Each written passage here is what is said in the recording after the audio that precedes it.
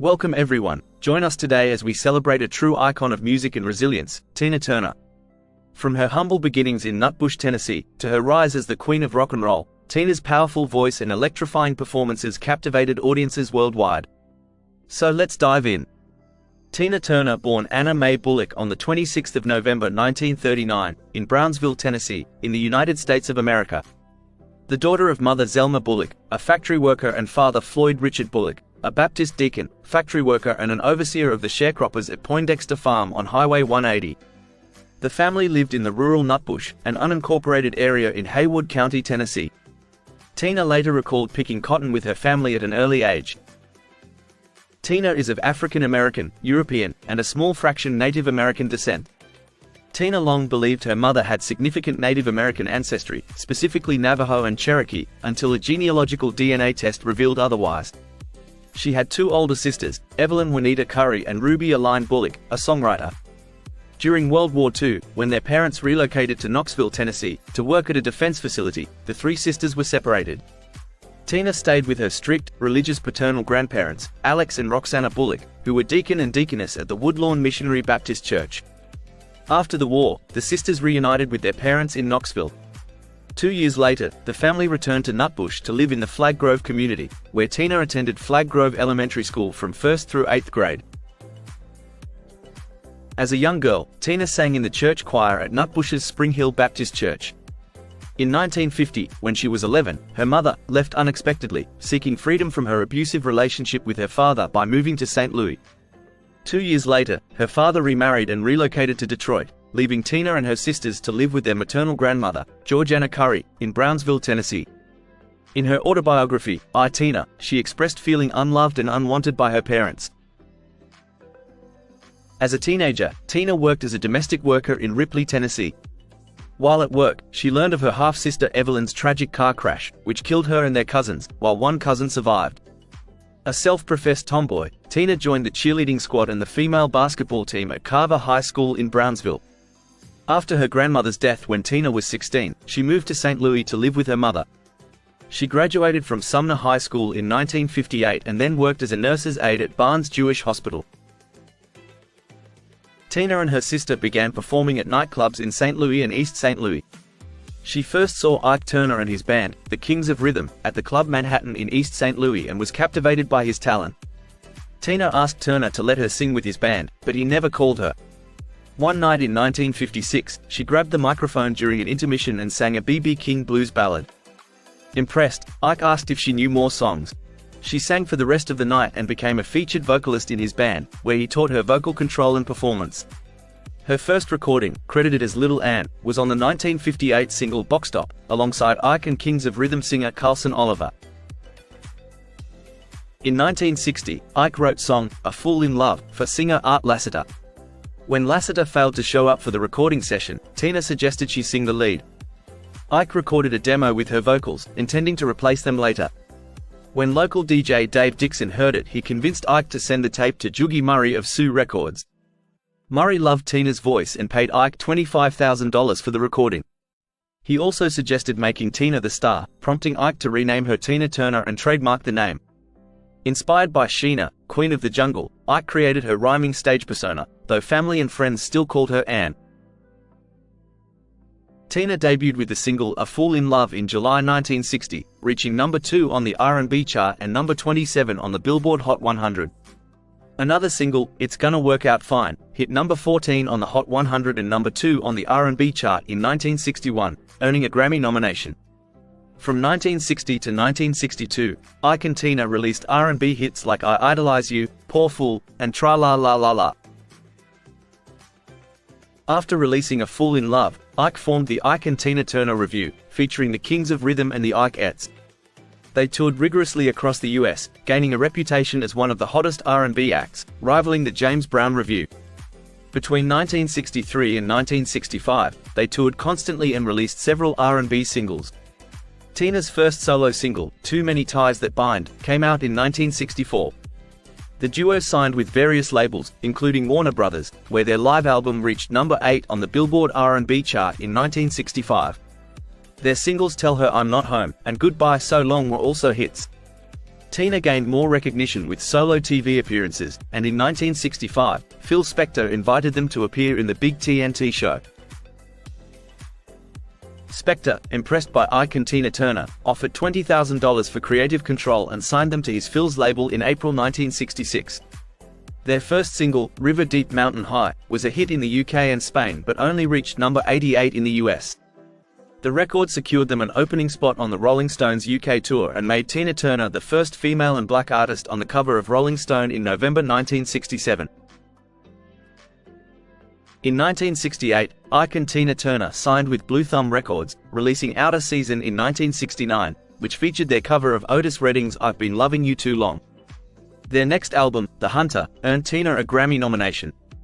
Their success led to headlining Las Vegas shows attended by celebrities like Elvis Presley and Elton John. As the decade came to an end, Tina's fashion evolved from formal dresses to mini dresses and revealing outfits. She emerged as a sex symbol and was praised for her sensual performances.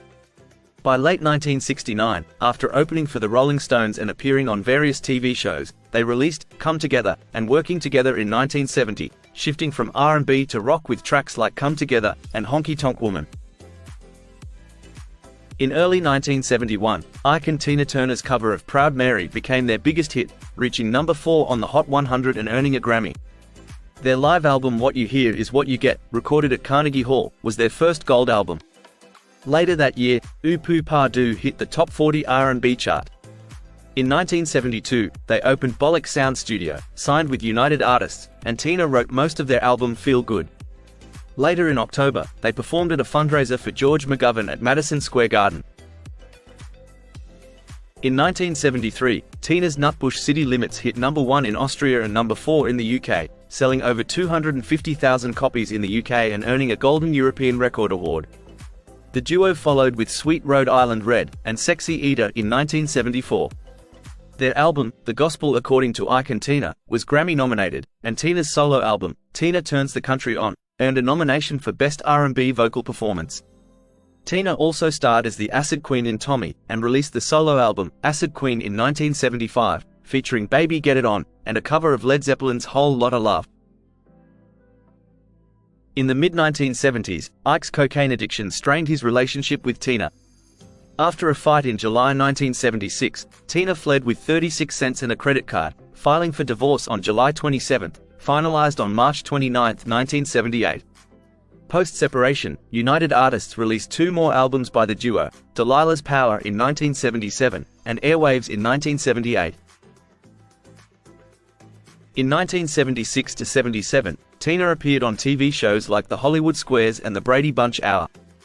After separating from Ike, she faced financial troubles and resumed touring to pay off debts.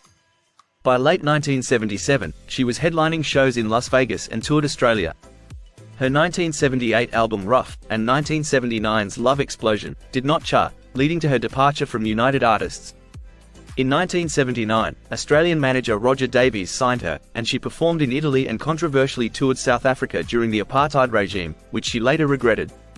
In 1981, Rod Stewart invited her to perform Hot Legs with him on Saturday Night Live, and she opened for the Rolling Stones. In 1982, she gained European hits with Shame Shame Shame and Ball of Confusion, the latter earning her airtime on MTV as one of the first Black American artists. Until 1983, Tina was considered a nostalgia act, performing in hotel ballrooms and clubs. Later in 1983, she signed with Capitol Records and released a cover of Al Green's Let's Stay Together, which became a hit in both Europe and the US. This success led to her 1984 album Private Dancer, which sold 10 million copies worldwide. The album included the single, What's Love Got to Do With It, which became her first and only number 1 hit on the Billboard Hot 100. Tina also had top 10 hits with Better Be Good to Me and Private Dancer. Later in 1984, she duetted with David Bowie on song Tonight, and won 3 Grammys, including Record of the Year for What's Love Got to Do With It. She embarked on a world tour in 1985 and contributed to the USA for Africa's song, We Are the World. That year, she starred in the film Mad Max Beyond Thunderdome, receiving positive reviews and a NAACP Image Award for her role. She recorded 2 hit songs for the film, We Don't Need Another Hero Thunderdome, and One of the Living, the latter winning her a Grammy. Tina also performed at Live Aid with Mick Jagger and released a duet with Bryan Adams, It's Only Love, which was nominated for a Grammy. In 1986, Tina's album, Break Every Rule, sold over 5 million copies, featuring hits like Typical Male. Her Break Every Rule World Tour was a major success. In 1988, she set a record performing to 180,000 people in Brazil and won a Grammy for Tina Live in Europe. Her 1989 album Foreign Affair, including the best, topped charts in 8 countries. The Foreign Affair European Tour in 1990 broke attendance records, and in 1991, her greatest hits album Simply the Best sold 7 million copies. Tina did not attend Ike&Tina Turner's Rock and Roll Hall of Fame induction later in 1991. In 1993, the film What's Love Got to Do with It was released, with a successful soundtrack. She then toured for the film. In 1995, she recorded Golden Eye for the James Bond film, and the following year her 1996 Wildest Dreams album and tour was successful. In 1999, she released 24/7 and its tour was the highest grossing of 2000. She would then announce her retirement after the tour's end. In November 2004, Tina released All the Best, which debuted at number 2 on the Billboard 200 and went platinum in the US and 7 other countries. In December 2005, she was honored by the Kennedy Center, and in February 2006, Tina released Teach Me Again, a duet with Eliza for the film All the Invisible Children, with all proceeds donated to charity projects for children.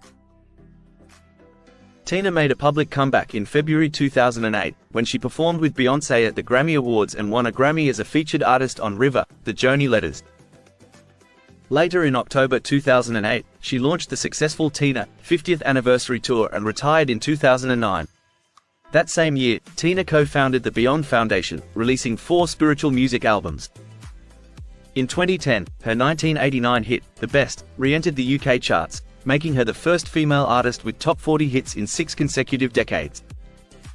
In 2013, she became the oldest Vogue cover model at 73, and in February 2014, Parlophone Records released her compilation album Love Songs. In December 2016, Tina announced a musical about her life named Tina, which opened in London in April 2018 and on Broadway in 2019. She received the 2018 Grammy Lifetime Achievement Award and published her memoir My Love Story. In 2020, she collaborated with Kygo on a remix of What's Love Got to Do with It, achieving a top 40 hit in 7 consecutive decades in the UK. She also released her 3rd book, Happiness Becomes You. In 2021, she appeared in the documentary Tina, and sold her music rights to BMG for $50 million. That year, she was also inducted into the Rock and Roll Hall of Fame as a solo artist. Personally, Tina had 2 significant relationships, was married twice, and had 2 biological children. In Brownsville, Tina fell in love with Harry Taylor, whom she met at a high school basketball game. Taylor transferred schools to be near her, but their relationship ended when she found out he had married another girl who was expecting his child. After moving to St. Louis, Tina and her sister Aline got to know Ike-Turner's Kings of Rhythm band. Aline was dating the drummer Eugene Washington, and Tina started dating the saxophonist Raymond Hill, eventually becoming pregnant. She moved in with Hill, who lived with Ike-Turner. Their relationship ended when Hill returned to Clarksdale before their son Craig was born in August 1958, leaving Tina as a single parent. Tina described her early relationship with Ike as akin to a brother and sister. They were platonic friends from 1956 until 1960, when their affair began while Ike was with his girlfriend, Lorraine Taylor.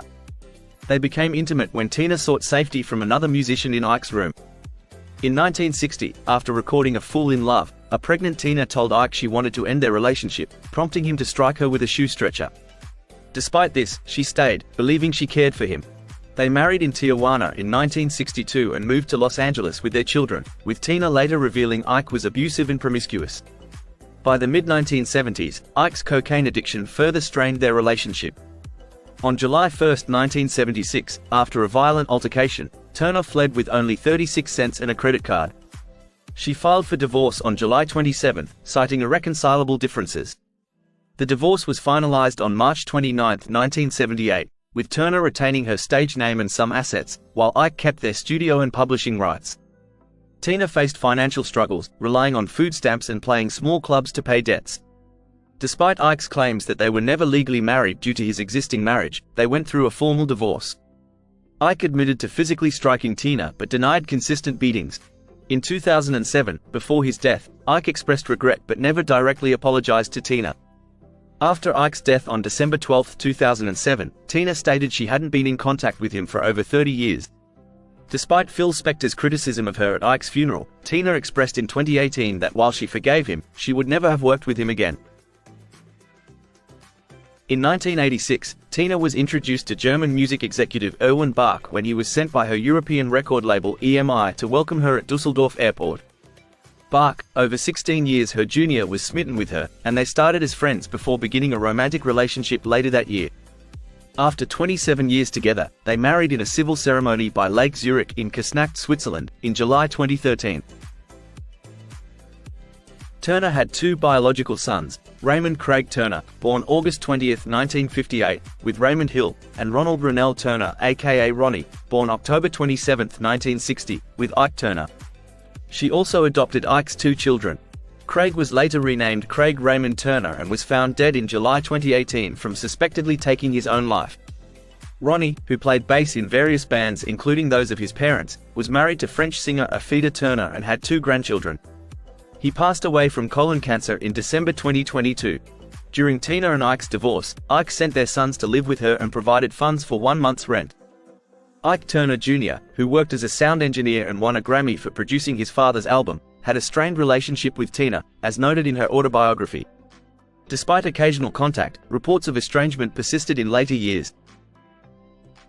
Tina, who sometimes called herself a Buddhist Baptist due to her Baptist upbringing and later conversion to Buddhism, moved to Chateau Algonquin in Küsnacht by Lake Zurich in 1994. She previously owned properties in Cologne, London, Los Angeles, and a villa in the French Riviera. In 2013, she applied for Swiss citizenship, stating she had no strong ties to the US anymore and did not plan to return. She officially became a Swiss citizen on April 22, 2013. In her 2018 memoir My Love Story, Tina disclosed her serious health issues. She had untreated high blood pressure since 1978, leading to kidney damage and failure. After a stroke in 2013, shortly after marrying Erwin Bach, she had to relearn to walk. In 2016, she was diagnosed with intestinal cancer and worsening health from homeopathic treatments. With low chances for a kidney transplant and needing dialysis, her husband offered his kidney, which she accepted. She underwent successful kidney transplant surgery on April 7, 2017. On May 24, 2023, Tina Turner passed away at her home in Küsnacht, Switzerland, at age 83, after years of illness. Her body was cremated following a private funeral, with many mourning fellow artists paying their respects. And there you have it. Though she has passed, Tina Turner's influence and legacy continue to inspire countless fans and artists. Thank you for joining us, and don't forget to like and subscribe for more videos on your fave musicians, just like this. Take care and bye for now.